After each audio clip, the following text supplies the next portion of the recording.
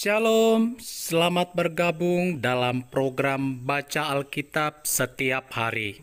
Saya berdoa semoga Bapak Ibu Saudaraku semua diberkati Tuhan melalui pendengaran dan perenungan firman Tuhan setiap hari.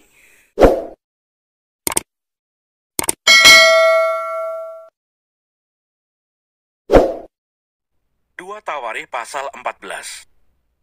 Kemudian Abia mendapat perhentian bersama-sama dengan nenek moyangnya, dan ia dikuburkan di kota Daud. Maka Asa, anaknya, menjadi raja menggantikan dia. Pada zaman pemerintahannya, negeri itu aman selama 10 tahun. Raja Asa, kemenangan atas Zerah. Asa melakukan apa yang baik dan yang benar di mata Tuhan Allahnya. Ia menjauhkan mezbah-mezbah asing dan bukit-bukit pengorbanan, memecahkan tugu-tugu berhala, dan menghancurkan tiang-tiang berhala. Ia memerintahkan orang Yehuda supaya mereka mencari Tuhan, Allah nenek moyang mereka, dan mematuhi hukum dan perintah. Ia menjauhkan bukit-bukit pengorbanan dan pendupaan-pendupaan dari segala kota di Yehuda. Dan kerajaan pun aman di bawah pemerintahannya. Karena negeri itu aman dan tidak ada yang memeranginya di tahun-tahun itu, ia dapat membangun kota-kota benteng di Yehuda. Tuhan telah mengaruniakan keamanan kepadanya. Katanya kepada orang Yehuda, "Marilah kita memperkuat kota-kota ini dan mengelilinginya dengan tembok beserta menara-menaranya, pintu-pintunya dan palang-palangnya. Negeri ini masih dalam tangan kita, karena kita mencari Tuhan Allah kita, dan Ia mencari kita serta mengaruniakan keamanan kepada kita di segala penjuru." Maka mereka melaksanakan pembangunan itu dengan berhasil. Pasukan-pasukan Asa yang dari Yehuda, jumlahnya 300.000 orang, yang membawa perisai besar dan tombak, dan yang dari Benyamin jumlahnya 280.000 orang, yang membawa perisai kecil sebagai pemanah. Mereka semua pahlawan-pahlawan yang gagah perkasa. Zerah orang Ethiopia itu maju berperang melawan mereka dengan tentara sebanyak 1.000.000 orang dan 300 kereta. Ia sampai ke Maresa. Lalu Asa maju menghadapinya. Mereka mengatur barisan perangnya di lembah Zevata, dekat Maresa. Kemudian Asa berseru kepada Tuhan Allahnya, "Ya Tuhan, selain daripada Engkau, tidak ada yang dapat menolong yang lemah terhadap yang kuat. Tolonglah kami ya Tuhan Allah kami, karena kepadamulah kami bersandar, dan dengan namamu kami maju melawan pasukan yang besar jumlahnya ini. Ya Tuhan, Engkau Allah kami, jangan biarkan seorang manusia mempunyai kekuatan untuk melawan Engkau." Dan Tuhan memukul kalah orang-orang Ethiopia itu di hadapan Asa dan Yehuda. Orang-orang Ethiopia itu lari, lalu dikejar oleh Asa dan laskarnya sampai ke Gerar. Dari orang-orang Ethiopia itu amat banyak yang tewas, sehingga tidak ada yang tinggal hidup, karena mereka hancur di hadapan Tuhan dan tentaranya. Orang-orang Yehuda memperoleh jarahan yang sangat besar. Mereka mengalahkan semua kota di sekeliling Gerar, karena ketakutan yang dari Tuhan menimpa penduduknya. Mereka menjarahi semua kota itu, karena jarahan yang besar terdapat di situ. Tenda-tenda pemilik ternak pun direbut mereka, dan banyak kambing domba dan unta diangkutnya sebagai jarahan. Lalu mereka kembali ke Yerusalem.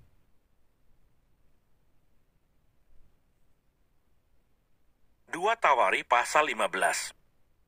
Pembaharuan oleh Asa. Asaria bin Oded dihinggapi roh Allah. Ia pergi menemui Asa dan berkata kepadanya, "Dengarlah kepadaku, Asa dan seluruh Yehuda dan Benyamin. Tuhan beserta dengan kamu, bila mana kamu beserta dengan dia. Bila mana kamu mencarinya, ia berkenan ditemui olehmu. Tetapi bila mana kamu meninggalkannya, kamu akan ditinggalkannya. Lama sekali Israel tanpa Allah yang benar, tanpa ajaran daripada imam dan tanpa hukum. Tetapi dalam kesesakan, mereka berbalik kepada Tuhan, Allah orang Israel. Mereka mencarinya, dan ia berkenan ditemui oleh mereka. Pada zaman itu tidak dapat orang pergi dan pulang dengan selamat, karena terdapat kekacauan yang besar di antara segenap penduduk daerah-daerah. Bangsa menghancurkan bangsa, kota menghancurkan kota, karena Allah mengacaukan mereka dengan berbagai-bagai kesesakan. Tetapi kamu ini, kuatkanlah hatimu, jangan lemah semangatmu, karena ada upah bagi usahamu. Ketika Asa mendengar perkataan nubuat yang diucapkan oleh Nabi Asaria bin Oded itu, ia menguatkan hatinya dan menyingkirkan dewa-dewa kejijikan dari seluruh tanah Yehuda dan Benyamin dan dari kota-kota yang direbutnya di pegunungan Efraim. Ia membaharui mezbah Tuhan yang ada di depan balai bait suci Tuhan. Ia mengumpulkan seluruh Yehuda dan Benyamin dan orang-orang Efraim, Manasye dan Simeon yang tinggal di antara mereka sebagai orang asing. Sebab dari Israel banyak yang menyeberang memihak kepadanya ketika mereka melihat bahwa Tuhan Allahnya beserta dengan dia. Mereka berkumpul di Yerusalem pada bulan ketiga tahun ke-15 dari pemerintahan Asa. Pada hari itu mereka mempersembahkan kepada Tuhan 700 lembu sapi dan 7.000 kambing domba dari jarahan yang mereka bawa pulang. Mereka mengadakan perjanjian untuk mencari Tuhan, Allah nenek moyang mereka, dengan segenap hati dan jiwa. Setiap orang, baik anak-anak atau orang dewasa, baik laki-laki atau perempuan, yang tidak mencari Tuhan, Allah Israel, harus dihukum mati. Mereka bersumpah setia kepada Tuhan dengan suara yang nyaring, dengan sorak-sorai, dan dengan tiupan nafiri dan sangkakala.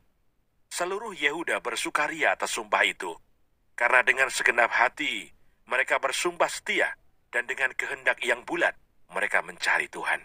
Tuhan berkenan ditemui oleh mereka dan mengaruniakan keamanan kepada mereka di segala penjuru. Bahkan Raja Asa memecat Maaka neneknya dari pangkat ibu suri, karena neneknya itu membuat patung Asera yang keji. Asa merobohkan patung yang keji itu, menumbuknya sampai halus, dan membakarnya di lembah Kidron. Sekalipun bukit-bukit pengorbanan tidak dijauhkan dari Israel, namun hati Asa tulus ikhlas sepanjang umurnya. Ia membawa persembahan-persembahan kudus ayahnya, dan persembahan-persembahan kudusnya sendiri ke rumah Allah, yakni emas dan perak, serta barang-barang lain. Tidak ada perang sampai pada tahun ke-35 pemerintahan Asa.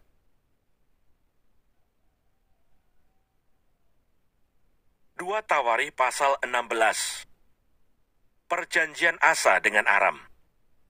Pada tahun ke-36 pemerintahan Asa, majulah Baesa, Raja Israel, hendak berperang melawan Yehuda.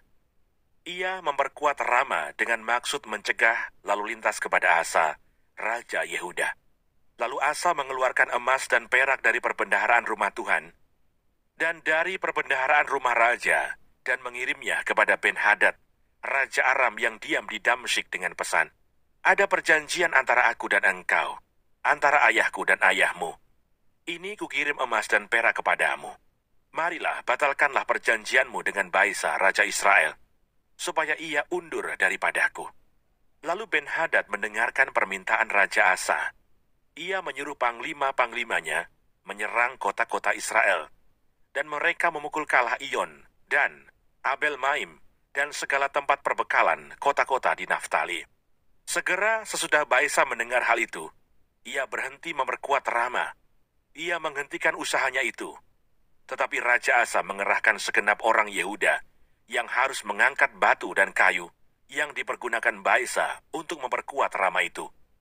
Ia mempergunakannya untuk memperkuat Geba dan Mispa. Pada waktu itu datanglah Hanani, pelihat itu, kepada Asa, Raja Yehuda, katanya kepadanya, "Karena engkau bersandar kepada Raja Aram dan tidak bersandar kepada Tuhan Allahmu, oleh karena itu terluputlah tentara Raja Aram dari tanganmu. Bukankah tentara orang Ethiopia dan Libya besar jumlahnya? Kereta dan orang berkudanya sangat banyak. Namun Tuhan telah menyerahkan mereka ke dalam tanganmu, karena engkau bersandar kepadanya. Karena mata Tuhan menjelajah seluruh bumi untuk melimpahkan kekuatannya kepada mereka yang bersungguh hati terhadap Dia. Dalam hal ini engkau telah berlaku bodoh. Oleh sebab itu, mulai sekarang ini, engkau akan mengalami peperangan." Maka sakit hatilah Asa karena perkataan pelihat itu, sehingga ia memasukkannya ke dalam penjara. Sebab memang ia sangat marah terhadap dia karena perkara itu. Pada waktu itu Asa menganiaya juga beberapa orang dari rakyat. Sesungguhnya riwayat Asa dari awal sampai akhir tertulis dalam kitab Raja-Raja Yehuda dan Israel. Pada tahun ke-39 pemerintahannya, Asa menderita sakit pada kakinya yang kemudian menjadi semakin parah. Namun dalam kesakitannya itu, ia tidak mencari pertolongan Tuhan, tetapi pertolongan tabib-tabib. Kemudian Asa mendapat perhentian bersama-sama nenek moyangnya. Ia mati pada tahun ke-41 pemerintahannya, dan dikuburkan di kuburan yang telah digali baginya di kota Daud. Mereka membaringkannya di atas petiduran yang penuh dengan rempah-rempah dan segala macam rempah-rempah campuran yang dicampur menurut cara pencampur rempah-rempah, lalu menyalakan api yang sangat besar untuk menghormatinya. Jangan lupa subscribe, nyalakan loncengnya, like, dan share. Terima kasih. Tuhan Yesus memberkati.